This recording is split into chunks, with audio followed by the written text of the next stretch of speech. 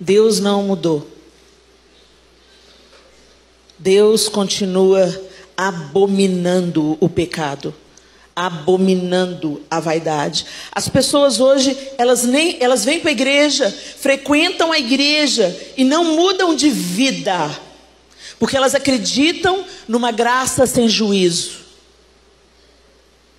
Elas acreditam, Deus me entende, Deus sabe que eu sou limitado, Deus sabe que eu não consigo. Não é apresentado a elas um evangelho de renúncia, de morte para si mesmo, onde ela vai encontrar a vida. É apresentado todo mundo para dentro. Já perguntaram para Meryl Streep, uma atriz tão famosa, o que você diria se você fosse Deus? Se você fosse Deus, o que você diria para a humanidade? E a Meryl Streep respondeu: todo mundo para dentro. Mas não é isso que Deus vai falar não, gente. Não é isso que a palavra dele diz que ele vai falar, não. Porque de fora ficam os imundos, e os adúlteros, e os efeminados. Deus não mudou. E os mentirosos. Às vezes a gente acha que o pecado do outro é mais feio, porque é um pecado sexual. Deixa eu te falar. Para Deus não. Então para de tolerar essa sua vida de mentira. Para de tolerar essa fofocaiada que você vive envolvido nela. Para de tolerar a maledicência. Para de tolerar o julgamento da vida do outro, o bisbilhotar a vida do outro. Para de cobiçar o que o outro tem, porque isso também é pecado.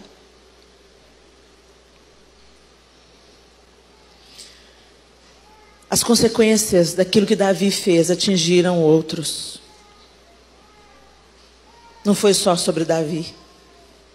E quando Davi, porque ele era um homem segundo o coração de Deus, ele viu que 70 mil homens tombaram por causa da vaidade do próprio coração dele, ele chama a responsabilidade para ele. Não, Senhor, fui eu que pequei, que venha sobre mim e sobre a minha família a culpa. Mas a gente continua igual o homem e a mulher no jardim, um culpando o outro. Ah, foi a mulher. Ah, foi a serpente. Ah, é porque eu fui abusado quando eu era criança. Não, é porque, sabe, a gente vai justificando o nosso pecado, pondo a culpa nos outros. Olha, o outro pode ter culpa sim, mas Jesus entrou na equação e Ele nos habilita a uma nova vida. E Ele te cura, e Ele te fortalece, e Ele te ama, para que você, tendo a graça de Deus sobre a sua vida, você reaja e não mais viva e entregue a cobiça do seu coração e ao desejo da sua carne. Você não é mais escravo, então não viva como escravo.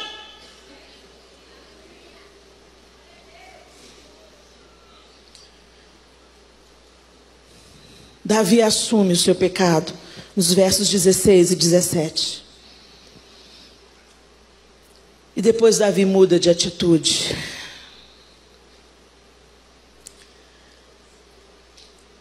E aí a gente encontra Jesus lá em Lucas 12. Ah, Helena, mas isso é Antigo Testamento. Jesus veio na parada. E aí mudou tudo, mudou a perspectiva, veio a graça, veio o sangue de Jesus e mudou tudo, graças a Deus. Se não tinha sobrado nada, a gente era tudo churrasquinho.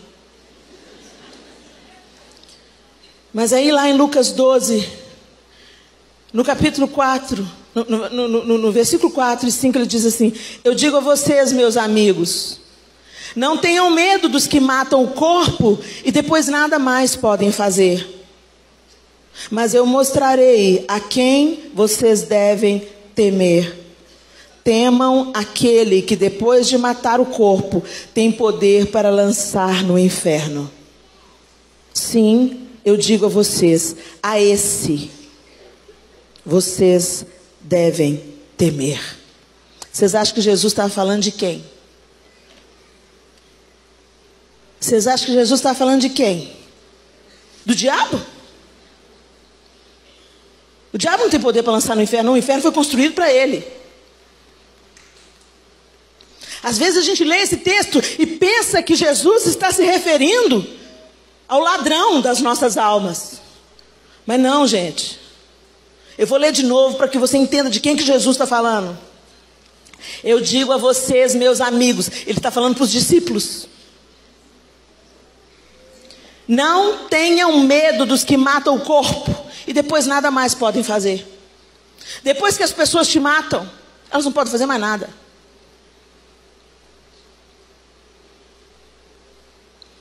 Naquele período, cristãos estavam sendo executados. Depois disso, se sucedeu uma onda de violência contra cristãos. Os próprios discípulos, exceto João, foram brutalmente assassinados. E ele diz: não tenham medo. Não tenham medo dos que matam o corpo, depois nada mais pode fazer. Mas eu mostrarei a quem vocês devem temer. Temam àquele que depois de matar o corpo tem poder para lançar no inferno. Ele está falando do Pai. De um Pai que é amor, de um Pai que é misericórdia, de um Pai que abre a porta, de um Pai que reconstrói o caminho, de um Pai que não poupa a vida do seu próprio filho para te ter de volta. Custou caro demais para Deus. E não pense você que você vai banalizar isso. Porque o Senhor vai lançar no inferno aqueles que se levantam contra Ele, que se rebelam contra Ele, e que ouvindo a verdade, desprezam a verdade para viver no deleite do seu próprio prazer, ignorando aquilo que já receberam de graça.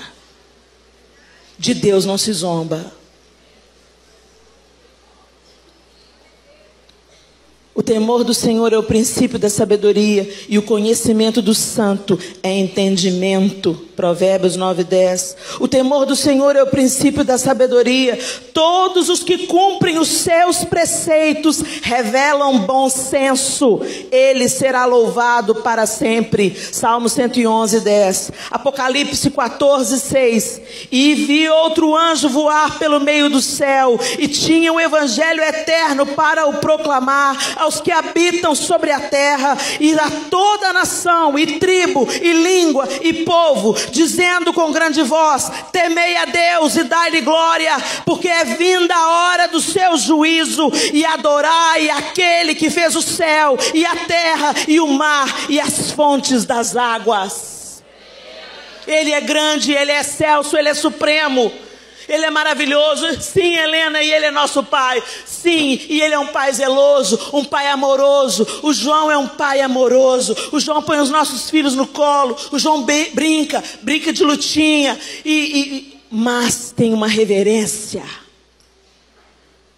Os nossos filhos não podem fazer o que querem com o João. Tem uma hora que o João só olha e eles sabem: a brincadeira acabou.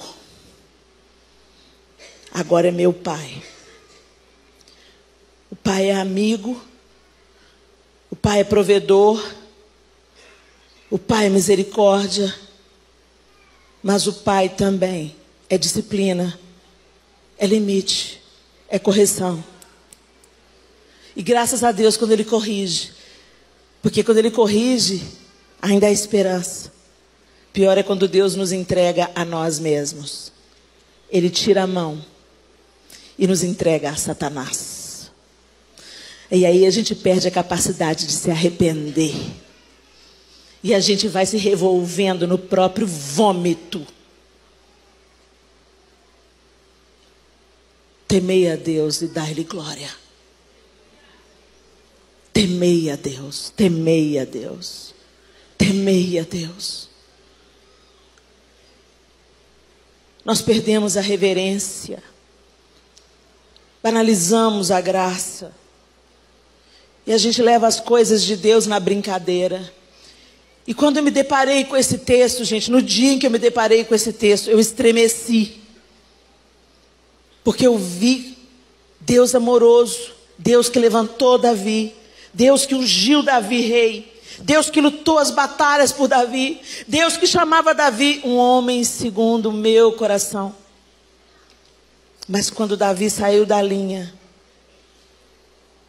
pode escolher com que vara que você vai ser corrigido, porque você vai ser corrigido.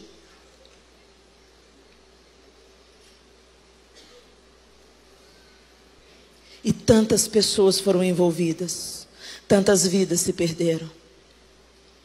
O que custou o seu adultério? O que custou a sua mentira? O que vai custar essa conversinha fiada que você está tendo na internet? O que vai custar a pornografia? Porque o diabo dá de graça, mas depois ele volta e cobra com juros e correção monetária. Ele é ladrão.